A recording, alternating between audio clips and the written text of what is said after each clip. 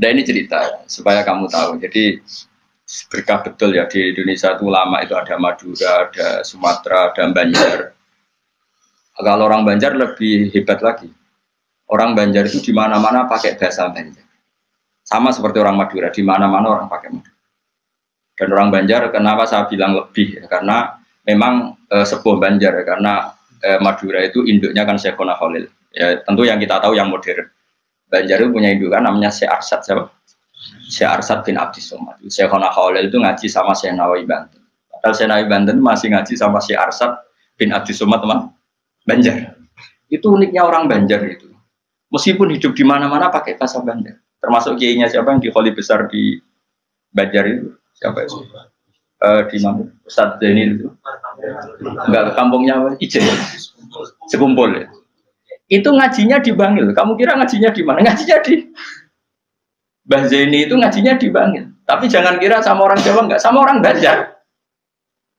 Ngajinya di Bangil. Dan kiainya ya orang Bangil, tapi beliau orang Banjar. Mucalnya ya pakai bahasa Banjar. Sehingga orang Bangil nggak bisa ngaji sama kiai itu karena ini bahasa apa?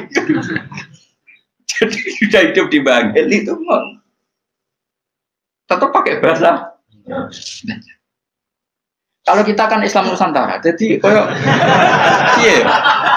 kayak, nah ini penting saya utarakan. Karena apa? Semakin lama itu orang, nah terus ini gitu ya. Saya ini kan baca kitab banyak sekali. Itu tadi saya sudah buktikan sholat sudah ada 5 mungkin. Tak teruskan. Ketika Nabi mau kabundut, dia udah susah. Itu dibuka jendela. Itu Nabi masih di dalam. Buka jendela. Ketika melihat orang sholat itu langsung sehat. Ternyata ketika beliau sakit, orang semua di masjid tetap sholat. Masyhur kenangannya Aisyah, kenangan Sayyidah Fatimah. Fastana rawajjuh wasur rawajjuh. Nabi baru nggak sholat berdoa, semua nangis pot. Ternyata aku sukses jadi Nabi. Wah bersolat. Semua nangis pot. Padahal beliau sakit. Sudah usi barok, sudah pakai belenggu, sudah di kepalanya sudah diasbu, sudah dimaksud, Akhirnya apa? Nabi minta Jong aku gandeng, ben iso sholat, terus dipapa itu Sayyidina Ali bin Fadl itu saudaranya Abdul bin Abbas, Fadl bin Abbas. Terus Nabi yuhada bin Rajulaini dipapa Fadl ke sini Ali. Terus kemudian ikut sholat, ikut jamaah masyhur. Terus akhirnya Abu Bakar mundur, kemudian Nabi ngimami. Lagi-lagi Nabi bunganya itu krono sholat. Jadi semua kenangannya sahabat itu ya sholat.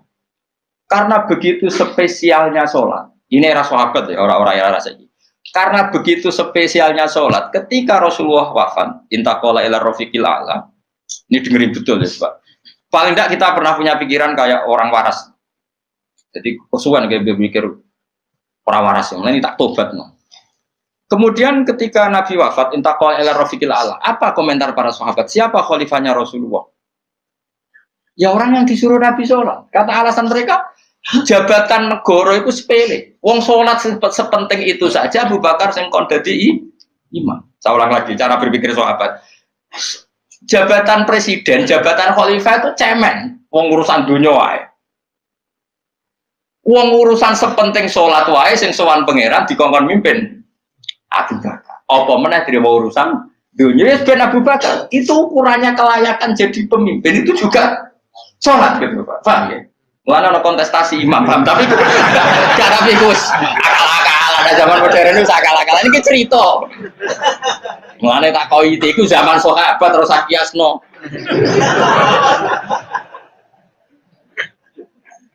Tapi sampean pernah dengar toh ketika sahabat milih Abu Bakar alasannya apa? Karena Abu Bakar ditunjuk ngimami sholat. Terus pikiran mereka sholat sepenting itu saja oleh Rasulullah diridakno dipimpin Abu Bakar. Dia sudah khalifah Abu Bakar. Kayak apa urgensinya sholat sampai semuanya rujukan. Terus Nabi juga ngendikan, somben jong kowe nek mahsyar iku amaliyane ora pati dihisab. Pertama dihisab iku sholat, terus sholat Allah liyane gampang. Lagi-lagi sholat yang dipuji. Tapi sekarang orang Islam modern ini koyo LSM. Jadi pikirannya itu gimana supaya orang kaum marginal itu sing ndi ora roh. Supaya ke tengah. Berarti koyo pemain bal, itu rumus-rumusnya kok pemain bal. Orang yang termarginalkan supaya di tengah. Orang-orang miskin itu bisa dibasmi. Oleh basmi piye malaikat Mikail ora kepen rezekine ngentekno. Jadi gak pikir sampai wong melarat ora salat luwih dibela timbang wong mapan salat. Mergo wong mapan salat jenenge borjuis. Nek wong ora salat tapi melarat iku kaum pinggiran. LSM serengane bela kaum pinggiran. Padahal iso wae Allah ngukum wong ora salat rezekine angel. Sing sering salat diparingi barokah uripe rezekine jembar. Tapi sebagian wong-wong LSM ya ora kabeh tapi kakean sing ngene iki, paham ya. Sing salat mapan nggo mobil dianggap berjuwis, anti sosial. Sing ora salat terus Allah ngukum melarat, tetep dibela-bela mergo napa marji. Ngene kejogeman melok ngono niku iku wong Islam. Kejogeman iso wae dekne melarat mergo uripe boros. Dhuwit sithik dienggo narkoba, dhuwit sithik nggo bokeng wong wedok, terus melarat. Bareng melarat, berhubung melarat tetep mbok bela mati-matian. Tapi tak kok pangeran itu piye? Aku tak hukum malah mbok bela gitu piye. Lah saiki akeh ora percaya tak kok aku. Sapa wae wong paling melarat ning donya terus tak kok ya asal usule. Kira-kira mergo Allah sing dolim apa masalah ngene? Wong merantau sing ning dalan-dalan rata-rata ya ono mutunge. Melarat ning desa isin, tukaran mbek Pak D Pali terus mutung anti silatur rohim minggat sementing rawuh dulur. Lho padahal ngendikane Kanjeng Nabi paling cepet dadekno sumpeke rezeki adalah qatur rohim. Wong lungane wae niate ngadui dulur. Iku jenenge apa qatur? Terus dihukum mbek pangeran merantau kangelan. Tapi saya tidak nuduh semua orang seperti itu. Tapi aku yakin nggak mungkin seperti ini tanpa sebab. Terus bela-bela nih. Mereka kowe mau dikoidah marginal berjuis, apa? Marginal. Kalau pikiran ini terus, nanti kita kayak zaman PKI kan. Saya tuh punya kenalan gus-gus banyak di Kediri, di Madiun, di mana-mana. Itu dulu PKI Madiun, PKI Kediri, PKI mana-mana di daerah sana itu.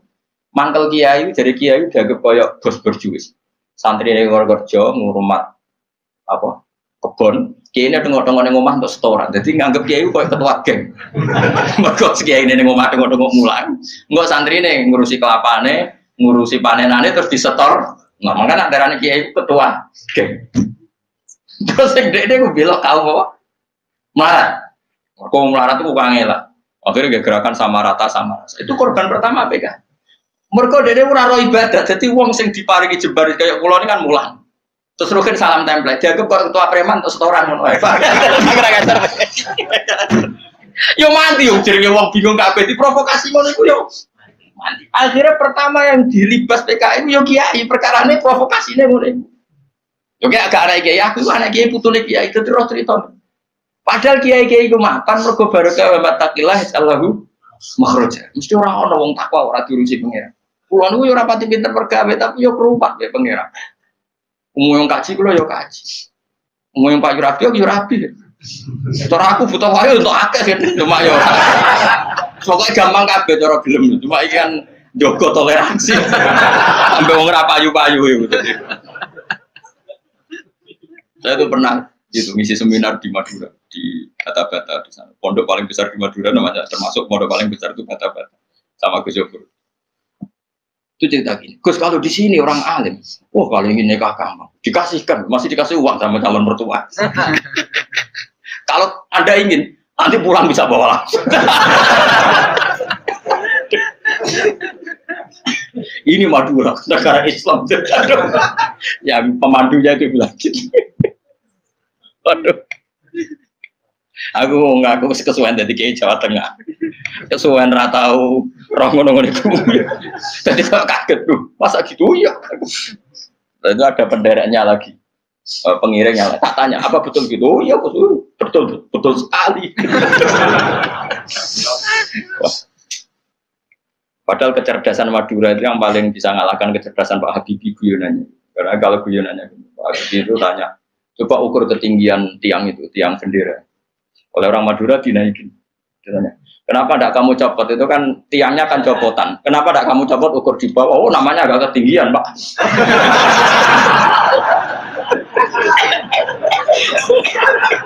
Makanya guyonannya, ya itu guyonan. Habib itu belum pernah debat kalah kecuali ngadu orang.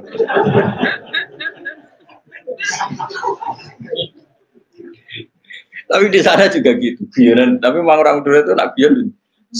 Orang Madura tak tanya, memang guyonannya goyo. Memang Madura cerdas-cerdas. Jadi mau sekarang iso bayang no itu. Aku pikir itu beda memang. Perasaan saya di sana itu kayak di Thailand karena pulaunya terpisah terus bahasanya beda. Jadi kalau orang Madura ngomong sama orang Madura kayak ada di Indonesia juga. Kayak di Thailand. Dan ini cerita supaya kamu tahu. Jadi berkah betul ya di Indonesia itu lama itu ada Madura, ada Sumatera, ada Banjar. Kalau orang Banjar lebih hebat lagi. Orang Banjar itu di mana-mana pakai bahasa Banjar. Sama seperti orang Madura, di mana-mana orang pakai Madura. Dan orang Banjar kenapa saya bilang lebih? Ya, karena memang sebuah Banjar ya, karena Madura itu induknya kan Syekhona Khalil. Ya, tentu yang kita tahu yang modern. Banjar itu punya indukan namanya Syekh Arsad, siapa? Syekh Arsad bin Abdi Somad. Syekhona Khalil itu ngaji sama Syekh Nawawi Banten. Padahal Syekh Nawawi Banten masih ngaji sama Syekh Arsad bin Abdi Somad teman Banjar. Itu uniknya orang Banjar itu. Meskipun hidup di mana-mana pakai bahasa Banjar. Termasuk kiainya siapa yang di Kholi besar di Banjar itu? Siapa itu? Di mana? Ustadz Zainil itu? Enggak, ke kampungnya apa? Ijen. Sekumpul ya. Itu ngajinya di Bangil. Kamu kira ngajinya di mana? Ngajinya di Mbah Zaini itu ngajinya di Bangil. Tapi jangan kira sama orang Jawa, enggak, sama orang Banjar. Ngajinya di Bangil. Dan kiainya ya orang Bangil, tapi beliau orang Banjar. Mucalnya ya pakai bahasa Banjar. Sehingga orang Bangil nggak bisa ngaji sama kiai itu karena ini bahasa apa? Jadi sudah hidup di Bangil itu tetap pakai bahasa Banjar.